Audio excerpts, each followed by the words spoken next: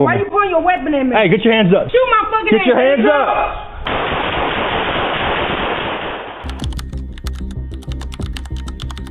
Today's case occurred in Huntsville, Alabama. Around 8:20 a.m. that day, police received a report call from an apartment manager, and the other party claimed that a resident of the apartment, 32-year-old military veteran Crystal Ragland, was emotionally unstable in recent days, and she also frequently stood in front of her window, pointing a gun at bystanders outside the window. And subsequently, 2 officers patrolling nearby arrived at the scene one after another. This is the body camera footage of Officer 1, and he arrived first and saw the apartment manager who reported previously. Downstairs on the right, apartment number 2. As I came down here after I called and walked through here, she had a handgun in her hand and pointed it at me. And then she probably recognized me, and it looked like she went and put it somewhere. Is she the one looking through all the glass and everything like that? So one of our tenants just came in right before I called, said that she was pointing a gun at people. So she's on the bottom floor? Yep. Okay. Number 2. She's a, just so you know, she's a veteran that came in through one of these veterans programs. Housing helpful. Housing Authority HUD program.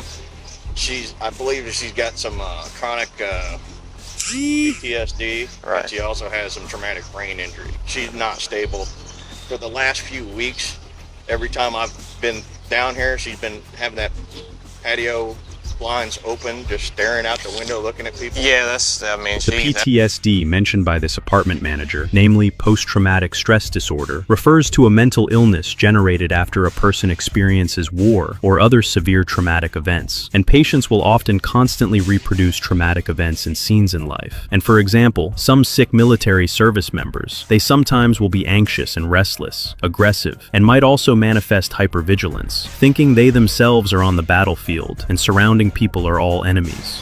I mean, we've got plenty of options and avenues we can explore. Obviously, we'll try and get her some help, whatever, but, we can do cases, all that and everything else, but we're going to try and make contact with her. She's the ones with the blinds open right there. Yeah, right there, that keeps kind of doing whatever. He said that she did have a handgun and pointed it at him, so it's be kind of chronic PTSD. And while Officer 1 was talking with the manager, Officer 2 also rushed over, and Officer 1 explained the situation to his colleague. And after the 2 officers learned that the other party had a weapon, they invariably drew their handguns. And afterward, officers slowly approached Ragland's room and took a deep sigh before taking action. And maybe they had already prepared for the worst plan. Hold here in case she comes out that way. I'm going to try and knock and make contact right here.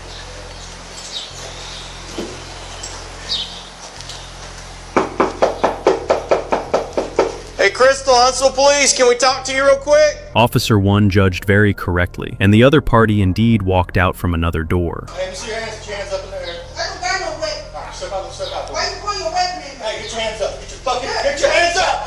Get your hands up. Shoot my fucking Get your hands up. Show us your other hand. Get your hands up.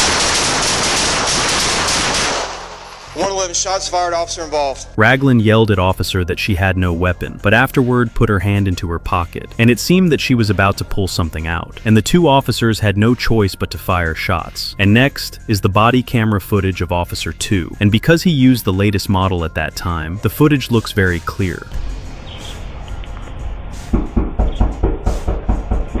Hey, Crystal, Huntsville Police, can we talk to you real quick?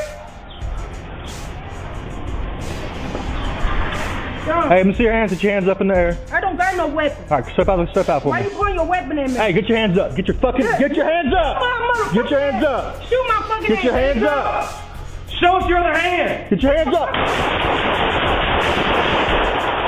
111 shots fired, officer involved. The 2 officers fired more than 10 shots within a few seconds, and Ragland's shoe also fell on the ground. And afterward, Officer performed emergency rescue on Ragland, and she was pronounced dead on the 2nd day of being sent to the hospital. And police subsequently also found the weapon in her pocket. And this was a toy gun that did not even have a magazine. Afterward, it was learned that Ragland joined the U.S. Army after graduating from high school, and shortly after enlistment, she was sent to the front line of the Iraq battlefield. And a few years later, she retired from the military and suffered from PTSD and was once even homeless. And afterward, the government included her in the Veteran Assistance Program and placed her in the apartment. After this case occurred, many citizens walked onto the streets to protest officers' violent law enforcement, and the local prosecutor's office, after conducting an investigation, announced that the shooting behavior of the two officers was reasonable and lawful, and they would not face any criminal charges. And Ragland's family, 2 years after the case, again filed a lawsuit in federal court and demanded compensation from the local government. And they claimed that officer originally should have attempted to de-escalate the situation, rather than drawing guns to approach Ragland's apartment. But this lawsuit, after being heard, was dismissed by the court.